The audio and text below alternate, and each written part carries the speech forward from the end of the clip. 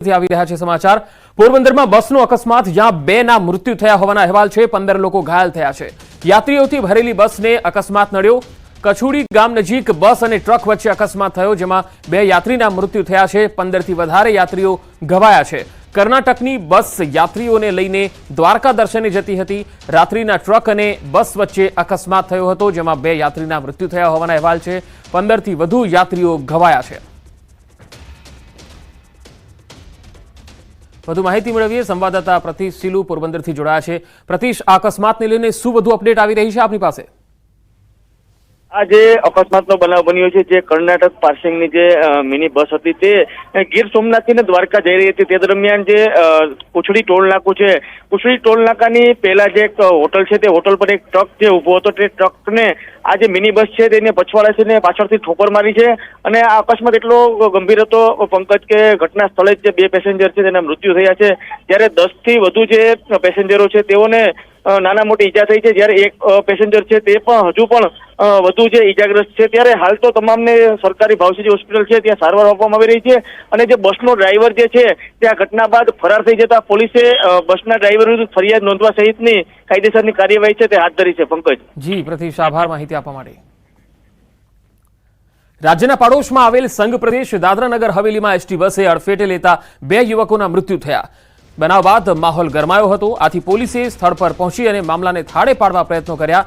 સેલવાસના Dadra garden સામે સેલવાસ તરફથી એક સરકારી એસટી બસ વાપી તરફ આવી રહી હતી। એ વખતે અચાનક જ બસ રોંગ સાઈડમાં ઘૂસી હતી અને સામેથી આવતા બાઇકને અડફેટે લીધું હતું જેમાં બાઇક સવાર 2 લોકોના મૃત્યુ થયા હોવાના અહેવાલ આવી રહ્યા છે। તો એસટી બસ રોંગ સાઈડમાં ઘૂસી ગઈ અને બાઇકને ટક્કર મારી। આ તસવીરો આવી રહી છે સેલવાસથી। એસટી બસની અડફેટે 2 લોકોના મૃત્યુ થયા। એસટી બસ રોંગ સાઈડમાં ઘૂસી ગઈ હતી।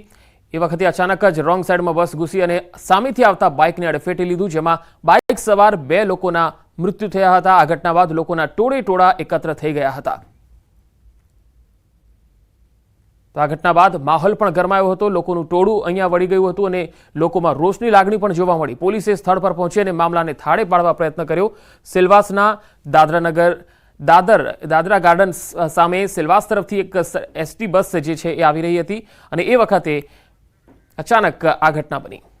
2 અલગ અલગ તસવીર આપને બતાવી રહ્યા છે। પહેલી તસવીર છે પોરબંદરની જ્યાં કર્ણાટક પાસિંગની એક બસ દ્વારકા તરફ જતી હતી અને ત્યાં બસને અકસ્માત નડ્યો જેમાં 2 ના મૃત્યુ થયા। બીજી તસવીર છે સેલવાસ દાદર ગાર્ડન પાસે એક બસ પસાર થઈ રહી હતી અને એ એસટી બસની અડફેટે 2 લોકોના મૃત્યુ થયા। આ બંને લોકો બાઇક પર સવાર થઈને આવી રહ્યા હતા જોકે એસટી બસ રોંગ સાઈડમાં આવી ગઈ। અચાનક બાઇકને અડફેટે લીધું જેમાં બાઇક સવાર બંને લોકોના મૃત્યુ થયા। આમ આ જે ઘટના બંને છે એમાં કુલ 4 લોકોએ જીવ ગુમાવ્યા છે। શિવરાત્રી પહેલા જ શિવાલયમાં શિવલિંગ ગાયબ થઈ ગયું। શિવરાત્રી પહેલા બનાવથી ભક્તોમાં ભારે નારાજગી છે। દ્વારકાના ભીડભંજન ભવાનીશ્વર મહાદેવ મંદિરમાંથી શિવલિંગ ગાયબ થઈ ગયું। હર્ષદ દરિયા કિનારે આવેલું છે મહાદેવનું મંદિર। પૌરાણિક મહાદેવ મંદિરમાંથી શિવલિંગ કોઈ ઉઠાવી ગયું। શિવલિંગ મંદિરમાંથી ગાયબ થઈ જતા ભક્તોમાં ભારે રોષ છે। શિવલિંગ કાઢીને દરિયા સુધી લઈ જવામાં આવ્યું હોવાના પુરાવા પણ મળી આવ્યા છે। ભીડભંજન ભવાનીશ્વર મંદિરમાંથી શિવલિંગ ગાયબ થવાથી પોલીસ પણ અહીંયા આવી પહોંચી હતી। આખા વિસ્તારને કોર્ડન કરવામાં આવ્યો। ડીવાયએસપી સહિતનો કાફલો સ્થળ પર છે અને હાલ તપાસ ચાલી રહી છે કે કોણે આ પ્રકારનું કૃત્ય કર્યું છે। દ્વારકાના હર્ષદ દરિયા કિનારે આ બનાવ। વધુ માહિતી મેળવીએ સંવાદદાતા મુકુંદ મોકરિયા દ્વારકાથી જોડાયા છે। મુકુંદ, આ સમગ્ર બનાવને લઈને હાલ પોલીસ કઈ દિશામાં તપાસ કરી રહી છે? પંકજ, વાત કરવામાં આવે તો યાત્રાધામ હર્ષદ ખાતે જે શિવજીનું મંદિર આવેલું છે, ભીડભંજન મહાદેવનું જે મંદિર છે તે મંદિરની શિવલિંગ છે તે રાત્રિના સમયે કેટલાક શખ્સો દ્વારા ચોરી કરી અને જે પાસે દરિયો છે તે દરિયાઈ વિસ્તારમાં લઈ જવામાં આવ્યું હતું અને ત્યાંથી શિવલિંગના કેટલાક ભાગો પણ મળી આવ્યા છે। ત્યારે વાત કરીએ તો દ્વારકા જિલ્લા પોલીસ હરકતમાં આવી છે અને ડીવાયએસપી સહિતનો કાફલો હર્ષદ પહોંચી અને તમામ વિસ્તાર છે તેને કોર્ડન કરી દેવામાં આવ્યો છે અને આરોપીઓ છે તેને પકડવાની કવાયત હાથ ધરી છે। જી મુકુંદ, આ કોઈ ચોર ટોળકીનો પ્રયાસ હોઈ શકે છે કે પછી કોઈએ આ પ્રકારનું કૃત્ય ઇરાદાપૂર્વક કર્યું હોય એવું લાગે છે? જી પંકજ, વાત કરીએ તો યાત્રાધામ હર્ષદ પાસે જે દરિયાઈ પટ્ટી છે તે દરિયાઈ પટ્ટીમાં છેલ્લા 1.5 વર્ષ પહેલા જે ડિમોલેશન કરવામાં આવ્યું હતું ત્યારે આ એક મંદિર હતું તે પૌરાણિક મંદિર હતું અને પૌરાણિક મંદિર જ એક ત્યાં છે। ત્યારે વાત કરીએ તો ડિમોલેશન થયા બાદ જે હર્ષદની બાજુમાં આવેલું આ શિવજીનું મંદિર છે તે શિવજીના મંદિરમાં જે શિવલિંગ ગાયબ થતા અનેક તર્ક વિતર્કો પણ સામે આવ્યા છે। ત્યારે વાત કરીએ તો ભક્તોમાં પણ ભારે રોષની લાગણી ફેલાય છે। જી મુકુંદ, આ મંદિરમાં કોઈ સેવા પૂજારી અહીંયા હતા? કોઈએ આજુબાજુમાં કોઈ લોકો સાથે આપની વાતચીત થઈ શકી?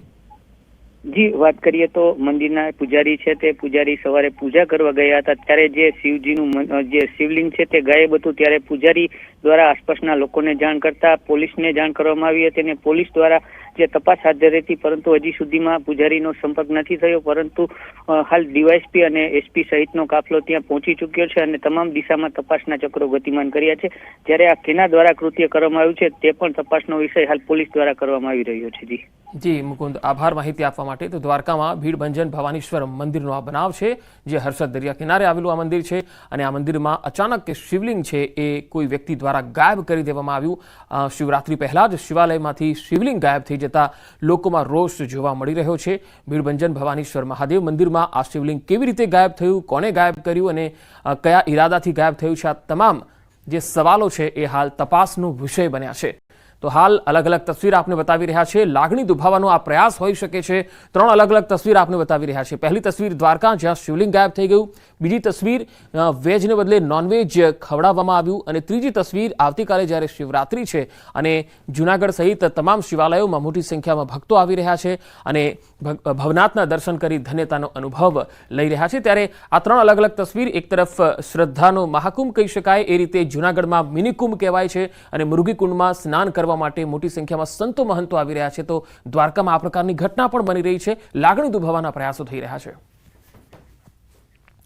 અરવલ્લી જિલ્લાના શામળાજી મેશ્વો ડેમમાંથી કેનાલમાં ચોથા તબક્કાનું પાણી છોડવામાં આવ્યું। ડેમમાંથી ખેડૂતોને સિંચાઈ માટે 60 ક્યુસેક પાણી છોડાયું।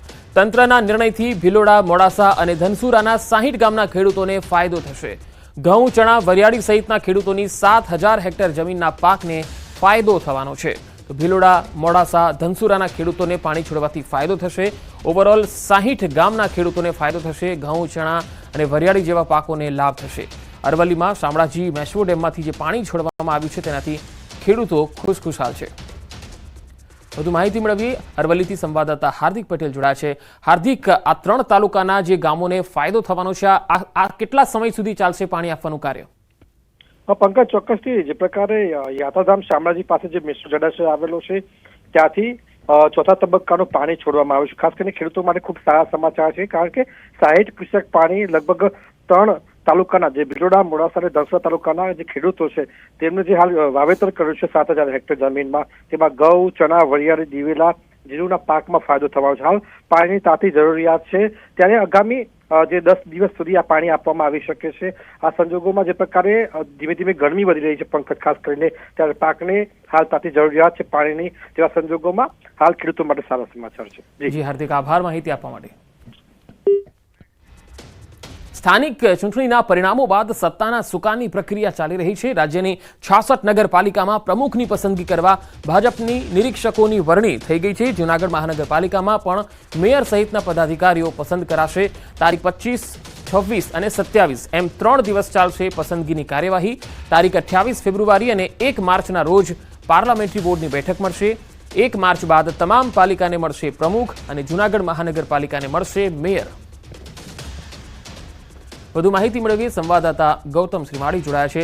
ગૌતમ, હવે આગામી 3 દિવસ આ પસંદગીની પ્રક્રિયા ચાલશે, શું વધુ અપડેટ આવી રહી છે, કઈ રીતે આ પ્રક્રિયા થશે? ચોક્કસથી 66 નગરપાલિકા, 3 તાલુકા પંચાયત અને 1 મહાનગરપાલિકાની ચૂંટણી જે છે તે તાજેતરમાં યોજાઈ હતી, જેમાં ભારતીય જનતા પાર્ટીને ભવ્ય સફળતા જે છે તે પ્રાપ્ત થઈ હતી અને તેને લઈને હવે નગરપાલિકાના પ્રમુખ કોણ, સ્ટેન્ડિંગ કમિટીના ચેરમેન કોણ, તે અંતર્ગતનું મંથન જે છે તે થવાનું છે। જે અંતર્ગત રાજ્યની જે 66 નગરપાલિકાના પ્રમુખોની પસંદગી માટે ભાજપ દ્વારા નિરીક્ષકોની જે વરણી જે છે તે કરવામાં આવી છે, જેમાં જૂનાગઢ મહાનગરપાલિકાના પણ મેયર સહિત પદાધિકારીઓની પસંદગી જે પ્રક્રિયા જે છે તે યોજાવાની છે। આજથી એટલે કે આજે, આવતીકાલે અને 27 તારીખે 3 દિવસ સુધી આ પસંદગીની કાર્યવાહી જે છે તે થવાની છે, જેમાં નિરીક્ષકો જે છે તે ગ્રાઉન્ડમાં જશે। ત્યારબાદ તમામ જે પ્રમુખો માટેના સેન્સ પ્રક્રિયા જે છે તે લેશે. ત્યારબાદ 28 ફેબ્રુઆરીએ સમગ્ર મુદ્દે એક મંથન જે છે તે સંકલન બેઠક જે છે તે મળવાની છે અને બેઠક બાદ ફાઇનલાઇઝ નામો જે છે તે અંતર્ગતની પાર્લામેન્ટરી બોર્ડ બેઠકની અંદર ચર્ચા થશે. 1 માર્ચ સુધીમાં પાર્લામેન્ટરી બોર્ડ બેઠક મળશે અને તેમાં આ પ્રમુખોના નામોની ચર્ચા જે છે તે થશે. એટલે કે આવનારા દિવસની અંદર 1 માર્ચ સુધીમાં જે નવી નગરપાલિકા જે મળી છે તેમાં પ્રમુખો, જૂનાગઢ મહાનગરપાલિકાઓ સહિતના મેયરો માટેની વરણી જે છે તે પ્રક્રિયા પૂર્ણ થઈ ચૂકી છે અને તેમાં પ્રમુખો જે છે તે મળી જશે. જી આભાર માહિતી આપવા માટે ગૌતમ. રાજકોટના સમૂહ લગ્નમાં છેતરપિંડી મામલે કોંગ્રેસની એન્ટ્રી થઈ છે. રાજકોટ શહેર કોંગ્રેસ પ્રમુખ અતુલ રાજાણીએ કહ્યું છે કે સમૂહ લગ્નમાં છેતરપિંડી કરનારા શખ્સો સામે કડકમાં કડક કાર્યવાહી કરવામાં આવે. આ અંગે તેમણે રાજકોટ જિલ્લા કલેક્ટરને રજૂઆત કરી. લગ્નના ખર્ચનો હિસાબ, આયોજકોનો ક્રિમિનલ રેકોર્ડ, કરિયાવર સહિતના મામલે જિલ્લા કલેક્ટર દ્વારા નિયમો ઘડવામાં આવે તેવી માંગણી કરવામાં આવી.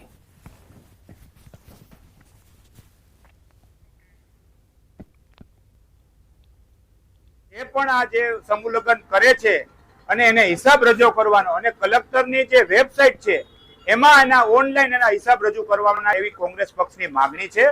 અને જે 2 દિવસ પહેલા જે સમૂહ લગ્નના જે મુખ્ય સૂત્રધાર હજી પકડાના નથી એની સામે પગલાં લ્યો, કડકમાં કડક જાહેરમાં એને રોડ ઉપર લઈ આવી જેના પૈસા ઉઘરાવેલા છે એને પરત આપવા એવી કોંગ્રેસ પક્ષની માંગણી કરવામાં આવી છે.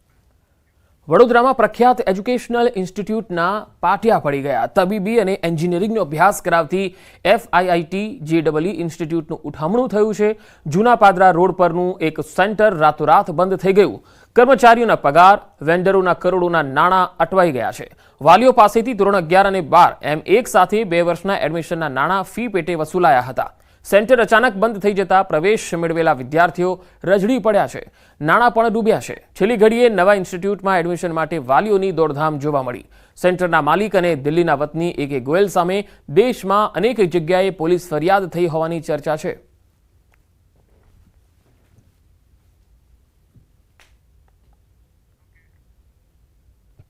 વિદ્યાર્થીઓને તબીબી અને એન્જિનિયરિંગનો અભ્યાસ કરાવતી FIIT-JEE ઇન્સ્ટિટ્યૂટ છે તેનું ઉઠામણું થઈ ગયું છે, જેના કારણે સેંકડો વિદ્યાર્થીઓ અને વાલીઓ જે છે તે મુશ્કેલીમાં મુકાયા છે.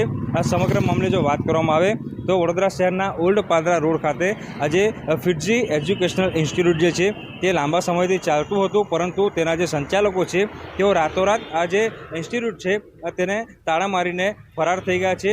બીજી વાત કરીએ તો કર્મચારીઓના પગાર અને વેન્ડરોના કરોડો રૂપિયા જે છે તે આ ઉઠામણું થયા બાદ સલવાઈ ગયા છે. એટલે કે જે લોકો છે તેમને અહીંયા પૈસા ઇન્વેસ્ટ કર્યા હતા અથવા તો જે વાલીઓ છે કે જેમને 2-2 વર્ષની ફી જે છે પોતાના વિદ્યાર્થીઓને અહીંયા ભરી હતી, એ તમામ લોકોએ અત્યારે રોવાનો વારો આવ્યો છે. આ સંચાલકોની વાત કરીએ તો વાલીઓ પાસેથી ધોરણ 11 અને 12ના એક સાથે 2 વર્ષના એડમિશનના જે પૈસા જે છે તે ઉઘરાવી લેવામાં આવ્યા હતા અને અચાનક રાતોરાત આ જે ઇન્સ્ટિટ્યૂટ છે તેને તાળા વાગી જતા જે વિદ્યાર્થીઓ જે છે ચોક્કસથી મુશ્કેલીમાં મુકાય છે. કારણ કે થોડા સમય બાદ જ્યારે પરીક્ષાઓ યોજાવાની છે ત્યારે પરીક્ષા ટાણે જ આ જે ઇન્સ્ટિટ્યૂટ છે તેનું ઉઠામણું થઈ જતા, તાળા વાગી જતા અત્યારે જે વાલીઓ અને વિદ્યાર્થીઓ જે છે તે અન્ય કોચિંગ સેન્ટર અથવા તો ઇન્સ્ટિટ્યૂટમાં એડમિશન લેવા માટે આમ તેમ દોડધામ જે છે તે કરી રહ્યા છે. બીજી વાત કરીએ તો FIIT-JEE સેન્ટરના માલિક જે દિલ્હીના છે મૂળ વતની DK ગોયલ, તેમની સામે દેશમાં અનેક જગ્યાએ પોલીસ ફરિયાદ દાખલ થઈ હોવાની માહિતી જે છે તે મળી રહી છે અને દેશમાં અલગ અલગ સ્થળો પર આ જ રીતે ઉઠામણું જે છે તે કરવામાં આવ્યું છે. નાનામાં નાનો સિક્યુરિટી ગાર્ડથી માંડીને મોટી મોટી એજન્સીઓ અને વાલીઓ પાસેથી કરોડો રૂપિયા ઉઘરાવ્યા બાદ આ જે ઇન્સ્ટિટ્યૂટ છે તેનું ઉઠામણું થઈ જતાં અત્યારે વડોદરા શહેરમાં જે છે તે ચિંતાનું મોજું ફરી વળ્યું છે. કારણ કે આગામી સમયમાં વિદ્યાર્થીઓની પરીક્ષા છે અને આ પરીક્ષા ટાણે જ વિદ્યાર્થીઓ અન્ય જગ્યા પર એડમિશન લેવા માટે કઈ રીતે આખું પ્રોસિજર જે છે તે પૂરો કરશે, તે સૌથી મોટો સવાલ જે છે તે ઉઠવા પામી રહ્યો છે. બહારથી ખાદ્ય વસ્તુ મંગાવો તો અચૂક ચેક કરજો. રાજકોટનો બનાવ તમામ લોકો માટે લાલ બત્તી સમાન છે. વેજ બર્ગરનો ઓર્ડર કર્યો અને ઘરે પહોંચ્યું નોનવેજ બર્ગર. જાણ બહાર ભૂલથી નોનવેજ બર્ગર ખવાઈ પણ ગયું. ગ્રાહકે મેકડોનાલ્ડ પાસેથી વેજ બર્ગર મંગાવ્યું હતું. રાજકોટ મેકડોનાલ્ડની ગંભીર બેદરકારી છતી થઈ. શાકાહારી વ્યક્તિની ધાર્મિક લાગણી દુભાતા ગ્રાહકે ગ્રાહક સુરક્ષા કોર્ટમાં કેસ કરવાની તૈયારી શરૂ કરી છે. વૈષ્ણવ ધર્મ પાળતા અને રાજકોટમાં રહેતા કેવલ વિરાણી નામના વ્યક્તિના કહેવા પ્રમાણે તેમણે પોતાના પરિવાર માટે સ્વિગી ડિલિવરી એપ મારફતે મેકડોનાલ્ડ્સમાંથી 6 વેજ બર્ગર મંગાવ્યા, જેમાંથી 4 વેજ અને 2 નોનવેજ આવ્યા.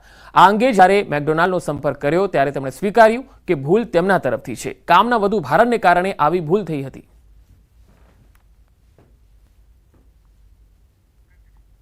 આ તરફ મેકડોનાલ્ડના લાઇઝનિંગ ઓફિસરનું નિવેદન આવ્યું સામે.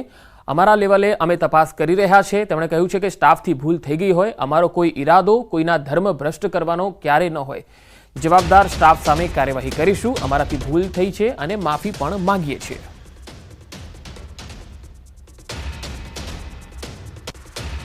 મારફતે મેકડોનલ્ડ્સમાંથી 6 બર્ગર મંગાવ્યા વેજ. તેમાંથી સ્વિગી મારફતે ડિલિવરી થઈ 9:15ની આજુબાજુ. પછી જમતા હતા ત્યારે વેજ બર્ગર 4 વેજ બર્ગર હતા ને 2 નોનવેજ બર્ગર નીકળ્યા. ફેમિલી સાથે જમવા બેઠા હતા. એમાંથી 2 ચિકન ખવાઈ ગયેલું. ત્યારબાદ ખબર પડી કે આમાં રેડ કલરનો કાગળ આપેલો હતો. એટલે જોયું, ચેક કર્યું એટલે ખબર પડી કે આ ચિકન છે. નાખ્યો તો વેજનો ઓર્ડર. 2 ચિકન આવ્યા, 4 વેજ આવ્યા. એટલે એક ખવાઈ ગયું. પછી ખબર પડી કે આમાં 1 ચિકન આવી ગયેલું છે. તેથી કરીને પછી 1 ચિકનનું બર્ગર લઈને અમે મેકડોનલ્ડ્સની કંપનીએ ગયા. એકમાત્ર વેજીટેરિયન હોય અને એને ચિકન ખાઈ લીધું છે અને એની આસ્થા સાથે અને એ બાબતે એને જે લાગણી દુભાણી છે તે બાબતે મારી સલાહ લીધેલી છે અને તે માટે ભવિષ્યમાં કાનૂની સલાહ મળીએ મારા ક્લાયન્ટ મેકડોનાલ્ડ સામે અને લાગતા વળગતા દરેક વ્યક્તિઓ સામે કન્ઝ્યુમર રાહે કાયદેસરની કાર્યવાહી કરવા માટે જવાના છે. એ બાબતે અમે જાંચ કરી રહ્યા છીએ અને ઇન્વેસ્ટિગેશન કરી રહ્યા છીએ. આની અંદર મેકડોનાલ્ડની અંદર જે તે વખતે કે રોજબરોજની અંદર એટલું બધું ઓર્ડર આવતો હોય છે. આમ પબ્લિક પણ આવતી હોય છે, ગ્રાહકો આવતા હોય, કસ્ટમર પ્લસ ઓનલાઈન સ્વિગી ઝોમેટોના ઓર્ડરથી પણ આવતો હોય છે. તેને કારણે અમે શું છે કે કાંઈ બાય મિસ્ટેક થઈ ગઈ હોય, અમારે જે સ્ટાફ છે એનેથી ભૂલ થઈ ગઈ હોય, કોઈ પણ બીનો કોઈ એવો ઈરાદો નથી હોતો ધર્મ ભ્રષ્ટ કરવાનો કે કોઈને દિલને હાર્ટ ઠેસ પહોંચાડવાનો. રાજ્યના વધુ સમાચારો પર નજર કરીશું. હાલ રોકાઈશું એક વિરામ માટે.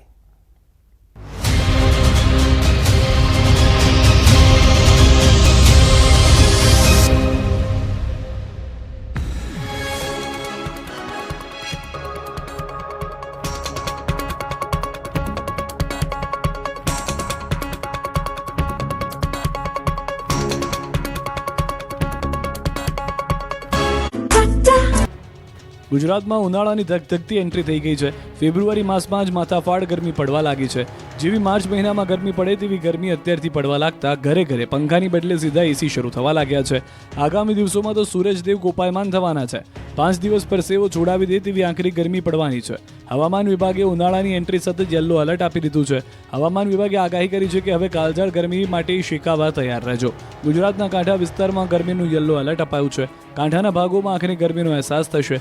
સૌરાષ્ટ્ર, કચ્છ અને દક્ષિણ ગુજરાતના દરિયાઈ વિસ્તારોમાં એલર્ટ અપાયું. આવતા દિવસોમાં પારો 2 થી 3 ડિગ્રી ઊંચકાઈ શકે.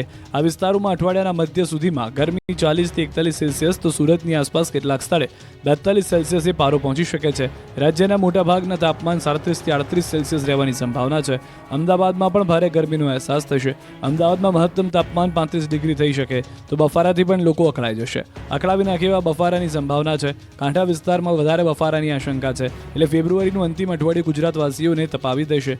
ઉનાળાની ગુજરાતમાં એન્ટ્રી સાથે હીટવેવની ચેતવણી આપી છે. તો હજુ ઉનાળાનું ટ્રેલર છે ત્યારે માર્ચ, એપ્રિલ, મેમાં ઉનાળો કેટલો આકરો હશે એ વિચારો. સોમનાથ મહાદેવ મંદિરમાં મહાશિવરાત્રિની 2025ની ભવ્ય ઉજવણીની તૈયારીઓ શરૂ થઈ ગઈ છે. મંદિર 26 ફેબ્રુઆરીએ સવારે 4 વાગ્યાથી સતત 42 કલાક સુધી ભક્તો માટે ખુલ્લું રહેશે. સવારે 7 વાગ્યે પ્રાતઃ આરતી બાદ પાલખી યાત્રા નીકળશે. યજ્ઞશાળામાં લઘુરુદ્ર યજ્ઞ અને મહામૃત્યુંજય યજ્ઞનું આયોજન કરાયું છે. રાત્રે 4ની પ્રહરની મહાપૂજા અને મહાઆરતી યોજાશે. સવારે 8 વાગે સોમનાથ સમુદ્ર કિનારે હજારો ભક્તો માટે પાર્થિવ શિવલિંગ મહાપૂજાનું આયોજન કરવામાં આવ્યું છે. ભક્તોને દર્શન અને ગંગાજળ અભિષેકનો લાભ મળે તે માટે સવારે 8 થી 11 અને બપોરે 1 થી 5 વાગ્યા સુધી વિશેષ વ્યવસ્થા કરવામાં આવી છે. સકીર્તન ભવન ખાતે ધ્વજા પૂજા માટે વિશેષ વ્યવસ્થા કરાશે. સોમેશ્વર મહાપૂજાના સ્લોટ્સ બમણા કરવામાં આવ્યા. 26 ફેબ્રુઆરી સુધી સમુદ્ર દર્શન વોકવે પર સોમનાથ મહોત્સવમાં સાંસ્કૃતિક કાર્યક્રમો યોજાશે. ભક્તો માત્ર 25 રૂપિયામાં બિલ્વ પૂજા કરી શકશે. પોસ્ટ દ્વારા ભસ્મ, રુદ્રાક્ષ અને નમન પ્રસાદ મોકલવામાં આવશે. દિવ્યાંગ અને વૃદ્ધ ભક્તો માટે સ્વાગત કક્ષ ખાતે ગોલ્ફ કાર્ટ અને વ્હીલચેરની નિઃશુલ્ક સુવિધા ઉપલબ્ધ રહેશે. તો મંદિરમાં યાત્રીઓની વધતી સંખ્યાને અનુલક્ષીને લોકોની સુવિધા સચવાઈ રહે તેના માટે 3 દિવસ લાઇટ એન્ડ સાઉન્ડ શો બંધ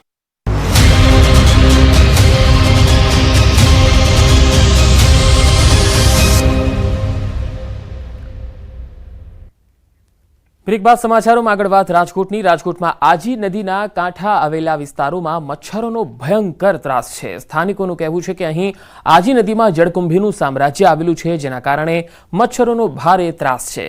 ખાસ કરીને બેડી ગામમાં સાંજે 5 વાગતાની સાથે જ મચ્છરોનો ઉપદ્રવ ખૂબ જોવા મળે છે અને લોકોનું બહાર નીકળવું મુશ્કેલ થઈ જાય છે. લોકોએ અનેક રજૂઆતો પણ કરી, કોઈ સાંભળવાવાળું અહીંયા છે જ નહીં. મનપા દ્વારા 2 મશીન મૂકી જળકુંભી હટાવવાની કામગીરી ચાલી રહી છે, પણ લોકોનો આરોપ છે કે કામ એટલું ગોકળ ગતિએ થઈ રહ્યું છે કે અહીંયા મચ્છરો ક્યારે દૂર થઈ જ નથી રહ્યા. 2 નહીં વધારે મશીન મૂકવામાં આવે તો જળકુંભી હટાવી શકાય તેમ છે. શાસકો આ અંગે પગલાં લે એ જરૂરી છે. વધારે મશીન મુકાવી વહેલી તકે જળકુંભી હટાવાય તે જરૂરી છે. 6 કિલોમીટર એરિયામાં ગાંડી વેલ છે. અત્યારે એ વેલ નિકાલ થાય એવી અમારી અપેક્ષા છે સ્થાનિક લોકોને. 6 વાગ્યા પછીનો સમયગાળો મચ્છર માટેનો એટલો વધીન છે કે લોકો બોલી નથી શકતા, જમી નથી શકતા. જ્યાં આંકણે બહુ ભયંકર પરિસ્થિતિ છે. અહીંયા તમે સાંજે 5 વાગ્યા ને એટલે તમારે એવી પરિસ્થિતિ થાય કે તમારી આંખું ન ખોલે. રોડમાંથી અવારનવાર અકસ્માત બને. બોલો આના હિસાબે, કારણ કે માણસોને જવું હોય, હવે આંખમાં મચ્છર પડે, માણસ શું કરે? બહુ માલ ઢોરને બહુ હેરાન કરે. મચ્છરદાનીમાં રાખવા પડે અને વારું કરવાના બેહી તો મચ્છરદાની ઓલી અગરબત્તી જગાવવી પડે. બહુ મચ્છરનો ત્રાસ છે. એટલે મધની કોઈના ઉપર ઉડે. તમારી માંગ શું છે વિરમભાઈ? શું માંગ તો આ ખાલી કરે, આ શોપ કરે, એવી રીતે મચ્છર નો થાય. કોઈ માણસ બીમાર પડી જાય, મચ્છર 2-3 કરડે તો. રાજકોટની આજી નદી કાંઠે આવેલા બેડી ગામ અને રેલનગર સહિતના વિસ્તારોમાં લોકો મચ્છરથી ત્રાહિમામ છે તે પોકારી ચૂક્યા છે અને ત્યારે જ રાજકોટ મહાનગરપાલિકા દ્વારા જોઈ શકાય છે કે આજી નદીની અંદર જે જળકુંભી લાગી ચૂકી છે, આ જળકુંભી દૂર કરવાની કામગીરી છે તે હાલ અત્યારે કરવામાં આવી રહી છે. રાજકોટ મહાનગરપાલિકા દ્વારા હાલ 2 જેટલા મશીનો છે તે મૂકવામાં આવ્યા છે, પરંતુ સ્થાનિકોનું કહેવું છે કે અંદાજિત 8 કિલોમીટર એરિયાની અંદર આ જળકુંભી છે, ગાંડી વેલ છે તે જોવા મળી રહી છે. ત્યારે માત્ર 2 મશીનથી ખૂબ જ લાંબો સમય છે તે લાગી શકે એમ છે. ત્યારે જો ખરેખર અહીંના જે લોકો છે, પછી તે બેડી ગામના લોકો હોય, બેડી માર્કેટિંગ યાર્ડમાં કામ કરનારા મજૂરો હોય, વેપારીઓ હોય, આ તમામને જો મચ્છરોના ત્રાસમાંથી જો મહાનગરપાલિકાએ કાયમી માટે મુક્ત કરવા હોય તો અહીંયા 6 થી વધુ મશીન છે તે રાખવા પડી શકે તેમ છે. હાલ અત્યારે આપ જે દ્રશ્યોમાં જે જોઈ રહ્યા છો, આ રાજકોટ મહાનગરપાલિકા દ્વારા અગાઉ કરોડો રૂપિયાના ખર્ચે આ મશીન છે તે વસાવવામાં આવ્યું હતું અને ત્યારબાદથી આ મશીન છે તે સતત આજી નદીની અંદરથી જે ગાંડી વેલ છે, એટલે કે જેને જળકુંભી કહેવામાં આવે છે, તેને દૂર કરવાની કામગીરી છે તે કરવામાં આવી રહી છે. ત્યારે ખરા અર્થમાં જે જળકુંભી છે તે દૂર કરવાની કામગીરી કરવામાં આવે તેવું સ્થાનિકોનું કહેવું છે, કારણ કે આ જ પ્રકારે જો ગોકળ ગતિથી કામ થશે તો અંદાજિત 5 થી 6 મહિના જેટલો સમય લાગી શકે તેમ છે. તો પાછો જે ગંદુ પાણી હોવાના કારણે ચોમાસાથી આ જે ગાંડી વેલ છે તે ઉત્પન્ન થવાનું ફરીથી શરૂ થઈ જતું હોય છે. અંકિત પોપટ, ન્યૂઝ 18 ગુજરાતી, રાજકોટ. દાહોદના નકલી એનએ પ્રકરણ મામલે પોલીસે અગાઉ નોંધાયેલ ફરિયાદમાં જેલવાસો ભોગવી રહેલ મુખ્ય ભેજાબાજ અને બિલ્ડર ડેવલપર વચેટિયા તેમજ 2 સરકારી કર્મચારીઓ સહિત 4 આરોપીઓને ટ્રાન્સફર વોરંટના આધારે સબ જેલમાંથી અરેસ્ટ કરી પોલીસ કસ્ટડીમાં લીધા. તેઓએ કોર્ટમાં રજૂ કરી વધુ તપાસ માટે રિમાન્ડની માગણી કરી છે. નકલી એનએ પ્રકરણમાં ઓક્ટોબર માસમાં 70 લોકો સામે ટીડીઓ દ્વારા જે ફરિયાદ નોંધાવવામાં આવી હતી, એમાં તપાસ દરમિયાન નામ ખુલતા પોલીસે જેલમાં બંધ 4 આરોપીઓને ટ્રાન્સફર વોરંટના આધારે જેલમાંથી કસ્ટડી લીધા બાદ કોર્ટમાં રજૂ કરવા માટે ધરપકડ કરી પોલીસ મથકે લાવવામાં આવ્યા છે.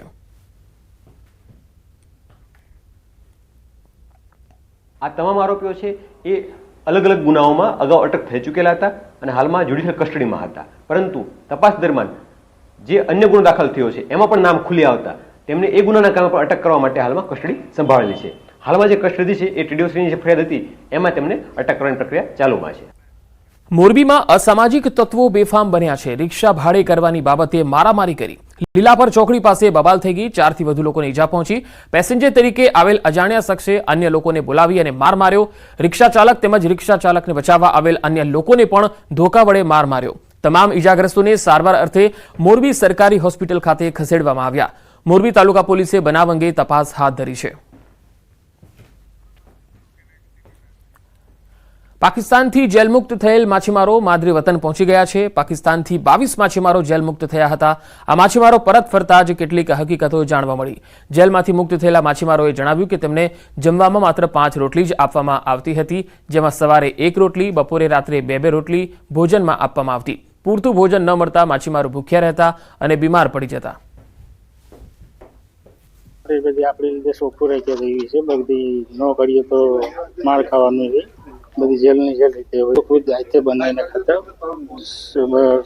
ખાવા પીવામાં હવા દઈ રોટી ખાલી લેતા ને સાલને હાથે બનાવતા. તો ડોક્ટર અમારા માટે મળી પડતો, બીજું તો કોઈ ગવર્મેન્ટ ને એવું તો કોઈ ધ્યાન દેતી નહીં. કોઈ અહીંયા કોણ ધ્યાન રાખે? એ લોકો એમ કે છે કે અહીંયાથી માણસો છોડે તો અમે અહીંથી છોડીએ. સવારના 1 રોટલી, બપોરના 2 અને સાંજે 2 રોટલી. દવાખાનું હોય અહીંયા અંદર, અહીંયા બોટલ ને એવું ચડાવી દે અને દવા આપી દે. અમને હવે આનંદ થયો, જાણે આવ્યા એટલે છૂટીને બધી નાતના દીકરા બધી સાઈઠે આવે છૂટીને. એના જલ્દી કરજો કાર્ય આવે છૂટવાનું. અમે 2022માં બીજા મહિનાની 5 તારીખે પકડાઈ ગયા હતા, તો 3 વર્ષની ઉપર થયા છે અમારા. તો અમારે પાછળ બીજા માણસો છે, તો અમારી આગે પકડાઈ ગયેલા છે એના 4 વર્ષ 3 વર્ષની ઉપર વાળા માણસો છે, તો એને પણ જલ્દ સે જલ્દ છોડાવે. આ 22 માછીમારો પૈકી 14 માછીમારો છે એ ગીર સોમનાથ જિલ્લાના છે, 3 છે એ દેવભૂમિ દ્વારકા જિલ્લાના છે, 1 છે એ રાજકોટ જિલ્લાના છે, 3 છે એ દીવના છે અને 1 યુપીના ભાઈ છે. આમ બધા મળીને કુલ 22 માછીમારો છે